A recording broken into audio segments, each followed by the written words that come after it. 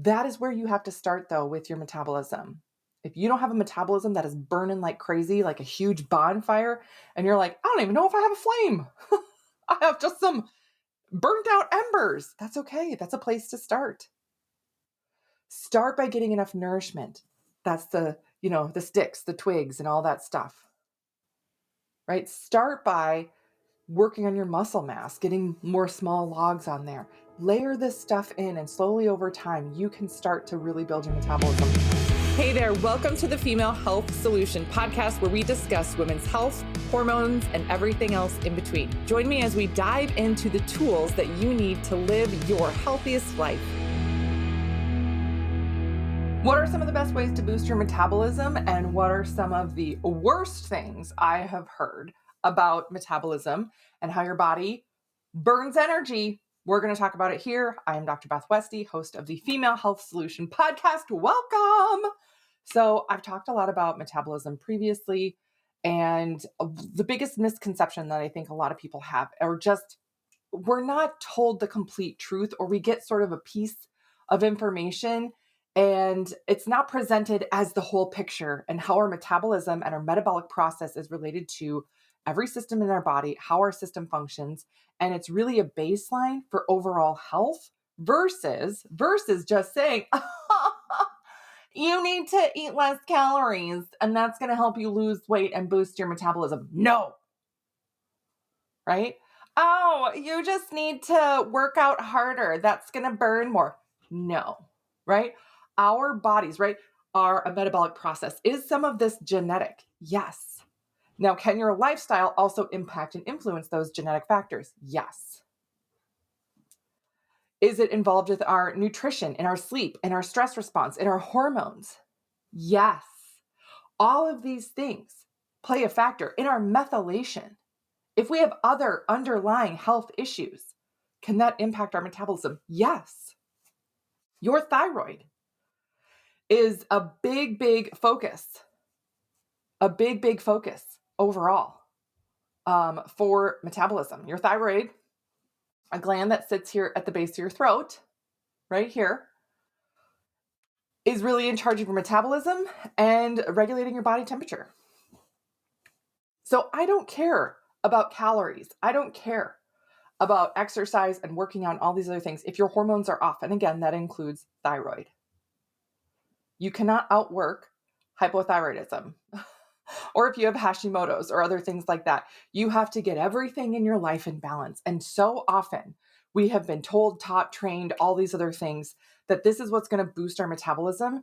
And it's really just another quick trick to try and cut things down and make the scale say a less number for a temporary period of time. And then anytime your system cannot sustain it, cannot maintain it because it's not a realistic lifestyle thing, or other things happen in your life that impact that number, meaning you get sick, you get injured, you get stressed, some life event happens, and your body gives you a reaction, a response that, hey, hello, I'm not happy, I don't feel good, and I'm going to gain weight as a response to that. That doesn't have anything to do with your metabolism, right? I should rephrase that. That doesn't have anything to do with you not doing the right things for your metabolism to keep losing weight or whatnot. You being in a toxic environment and being around people that are essentially, I'll say, not good for you. Your body will tell you, your health will tell you. The number of women that I have talked to that have gained weight, unable to lose it, that have recurrent urinary tract infections, BV, right? Other issues in their lady bits, right? Skin issues, skin conditions, recurrent headaches, fatigues, things like that. And then they get out of the crap relationship that they're in. And all of a sudden, within 3 to 6 months, their improvements, their symptoms and their issues start to improve drastically, or the things that they're doing for it all of a sudden start working. No, it's not that they just start working. You removed that other stressor from your life that your physical body was negatively reacting to. So, best things for your overall metabolism. Best things. When we're talking about overall metabolic rate and what your body really focuses on, remember, it's top 3 things here. It's how you burn energy. So that includes burning fat, but it also includes burning muscle, meaning we want to preserve muscle tissue and burn fat for energy. The female body, remember, if you are under stress, it actually will burn muscle and store fat. It's burning energy, but not what we want, right? So, but how it utilizes energy, how it processes and utilizes nutrients, and how it detoxes naturally. Meaning some of the detox processes through the water-soluble pathway and the fat-soluble pathways in your system. Fat-soluble pathway is going to be that liver-gut pathway. Water-soluble is going to be lymph, kidney, urinary tract, all of that. So it plays a role in all of it. It plays a role in all of it. Yeah. One of the number one things in overall metabolism. So these are baseline things. These are general things. These are things that we work on in the program, right? To make sure that you're hitting these benchmark things so that we can work on and identify the other things that are going to make a really big difference. It's never just one thing, right? It's never just one thing. So here's the list of some of the best things to do for your metabolism. 1, and this is in no particular order right now. 1, make sure you're getting enough nutrient in. You cannot improve your metabolism on a caloric deficit, a constant caloric deficit. It just like your physiology does not work that way. You cannot continue to eat less and less, work out more and more, and expect your actual metabolism to be working for you. Those things work for, especially in the female body and for women, when you're in your, younger years, your 20s, maybe early 30s, but as your body gets older, as your hormones shift and change, as your stress levels that you've been carrying around for years have an impact. Being in a caloric deficit does not fuel your metabolism.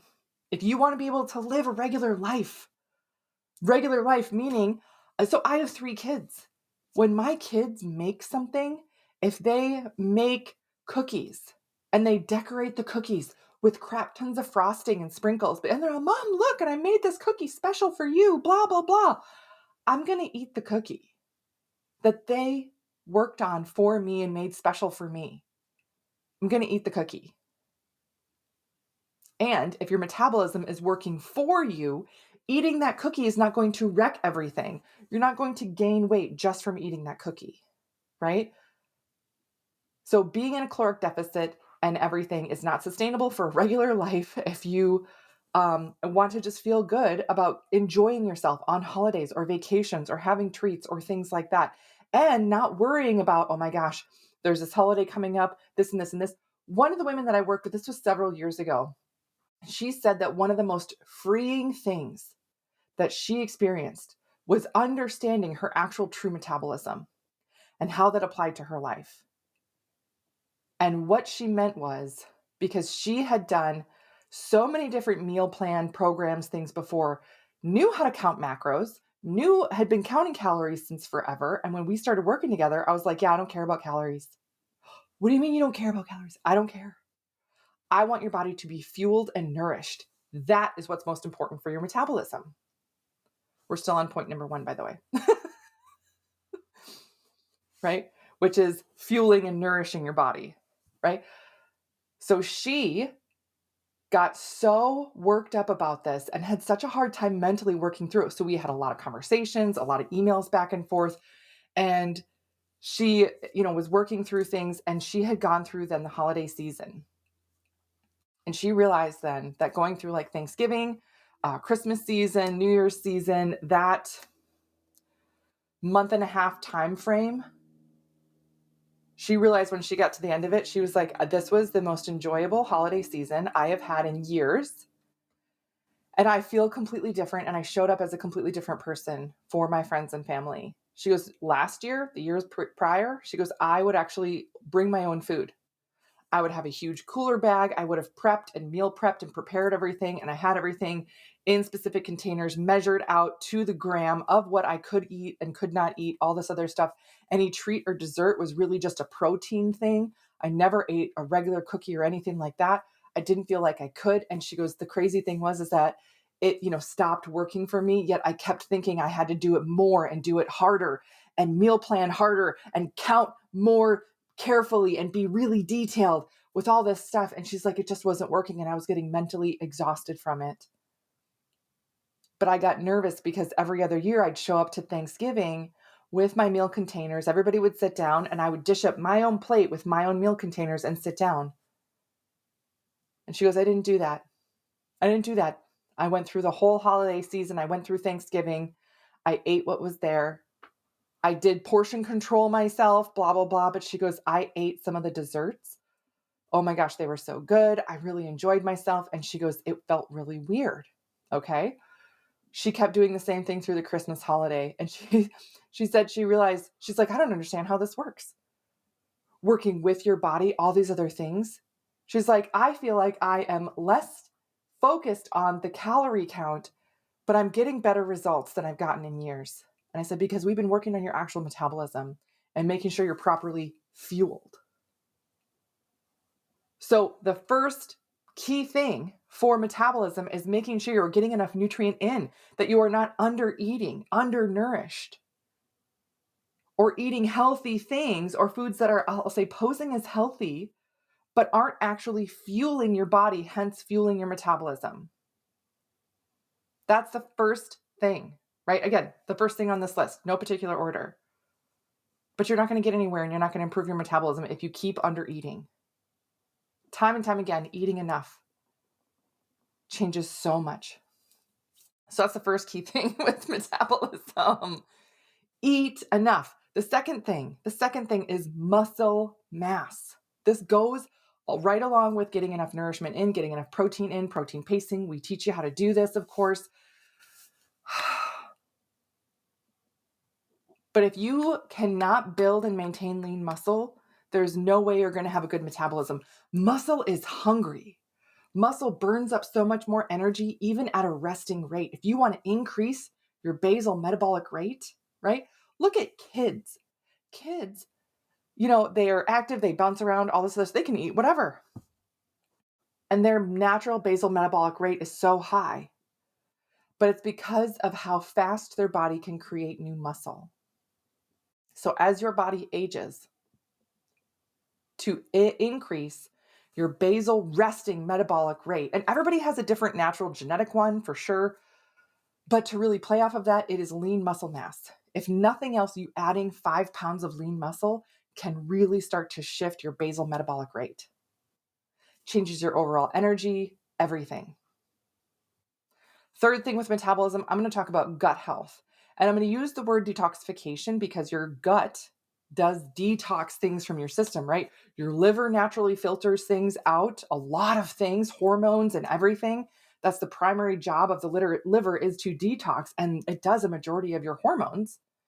But if your liver is sluggish, or you have what's called non-alcoholic fatty liver issues, your enzymes are not optimal, things like that, right? If you have gallbladder issues, digestive issues of any kind, that detoxification process is not going to be working as well. If you do not sweat regularly, whatever makes you sweat, whether it be exercise, whether it be a sauna, whether it be a hot bath or whatever, you are not detoxing your system as well as it could. If you're not working on your lymphatic system, you are not detoxing as well as you can. If you're not working on flushing out your lymph and that fluid and inflammation through your system, you are not detoxing because your body is designed to do that. A lot of the things that we teach women how to do are actually help your natural systems function better the way that they really should, and include lifestyle changes that help your system the way that it should be running all the time. These aren't magic things. These aren't like secret crazy things. These are things that have been around for thousands of years and have worked on millions or billions of people. But we just don't live that general lifestyle in the Western world here. So we fall out of touch with that. But that doesn't mean our bodies don't benefit from including these things, from doing a good old lymphatic drainage, from helping out your digestive system. Because if you cannot detox properly, your metabolism is not going to be functioning the way that it should. If you have gut bloat, indigestion, heartburn, constipation, or even diarrhea, or alternating between the two, your detoxification pathways are not working like they should. Yeah, your natural pathways are not working like they should, and we need to focus on that. That's a big piece of your metabolism. I know I talk about this a lot and I share a lot of stories, but I have so many. I have my favorite story. This is the most extreme story that I have is a gal. I've never had somebody get this much of a result from just dry brushing.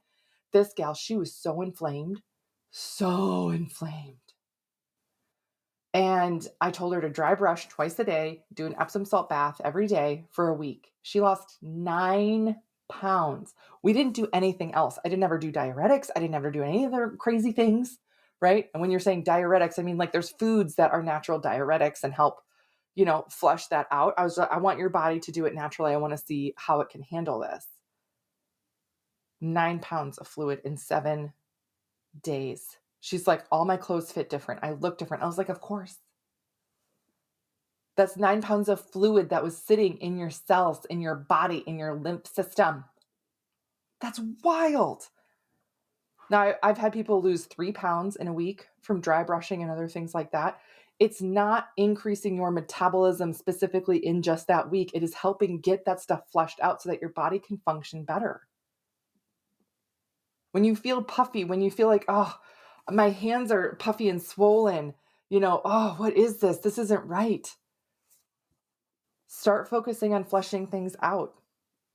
And then time and time again, the number of women that I work with that have an improvement in their digestive health and going to the bathroom regularly and just pooping every day.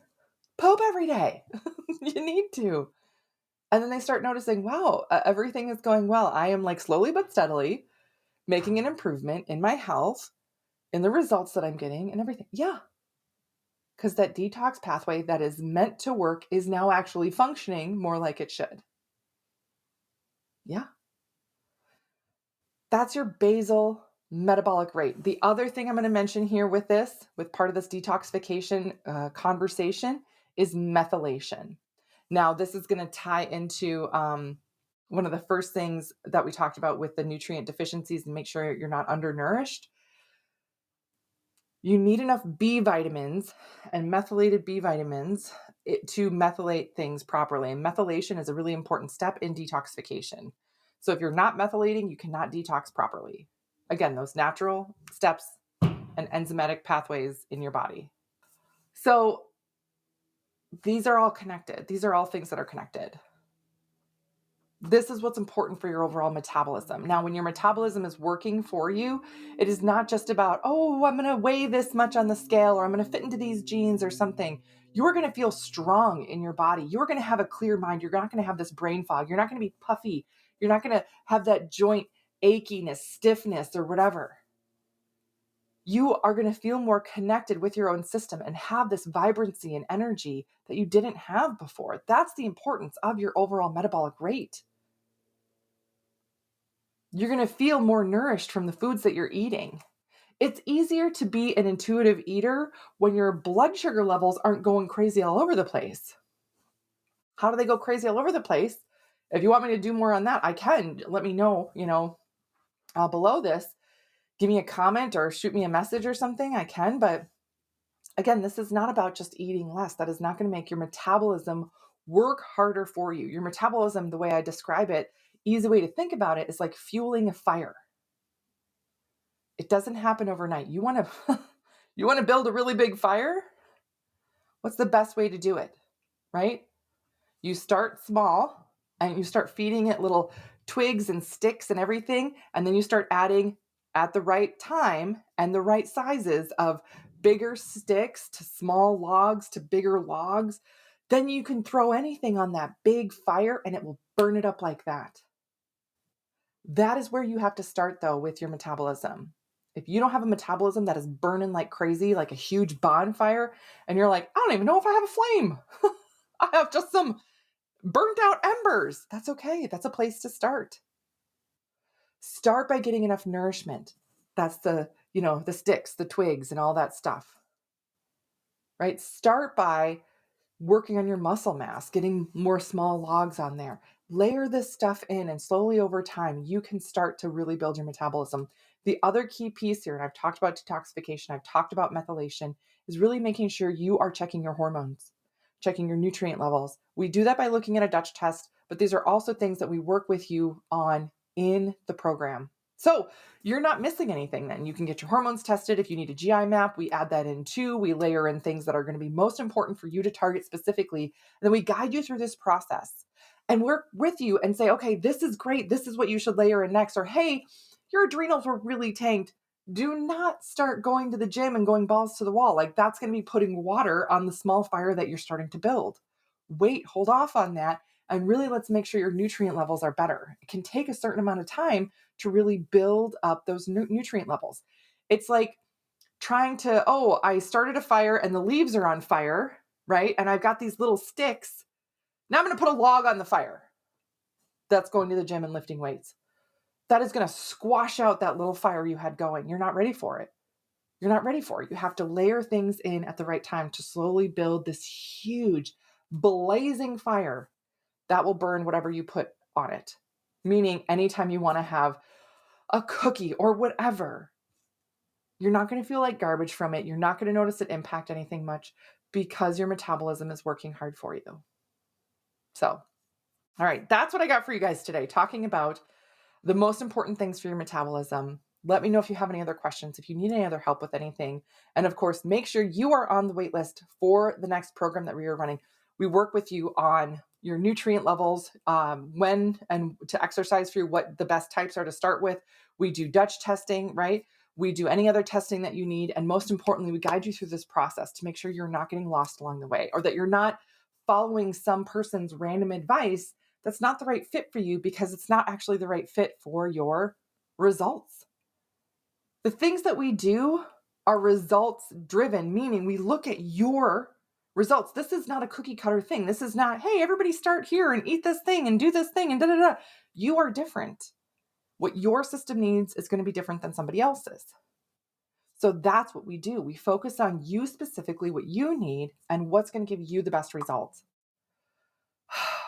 And I love it. I love going through this with people. It's so fun and exciting to see these shifts and changes and to see the vibrancy come back for people, to see women do different things.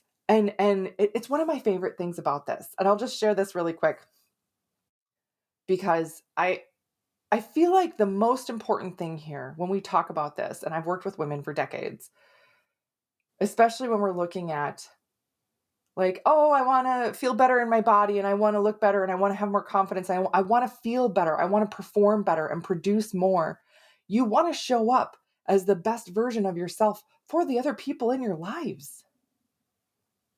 I never hear women who, I mean, this just isn't, top of mind for a lot of the women that I work with that find me, right? Or whatever, that they're like, oh, I really want to look better in a swimsuit, right?